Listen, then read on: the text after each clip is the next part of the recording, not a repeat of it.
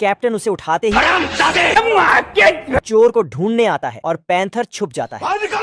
तभी वहाँ पर काम वाली बाई चली आती है और पैंथर को खींचकर धोने के लिए रख देता है। ऐसा मत करो मेरी जान। कैप्टन की बीवी पैंथर को मफलर समझकर गले में डाल लेता है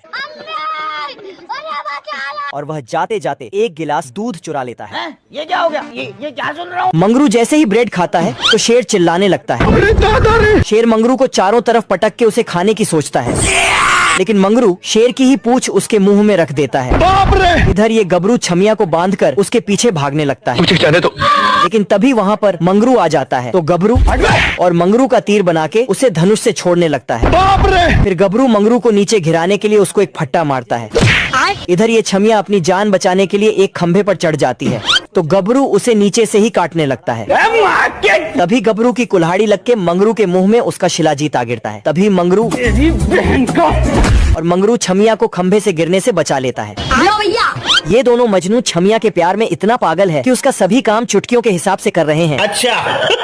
इधर ये गबरू अपनी जेब से कीले निकालता है और उन्हें अपने मुंह में देकर उनको अपने हाथों से ठोकने लगता है। दब दब दब दब दब दब। तभी मंगरू भी जमीन पर 4 घेरों को डालता है और घोड़े को उठाकर और उसके ऊपर फेंक देता है। ये कैसे हो गया? फिर मंगरू सभी मुर्गियों को अपना शिलाजीत खिलाने लगता है, जिससे मुर्गियां अपने आप बहुत सारे अंडे देने लगती हैं।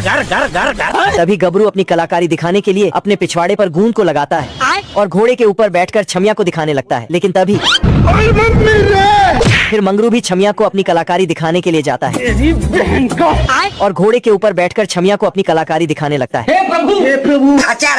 मगरमच्छ जब तक अपने काम में व्यस्त था तब तक शेर भी पानी पीने के चक्कर में लगा था।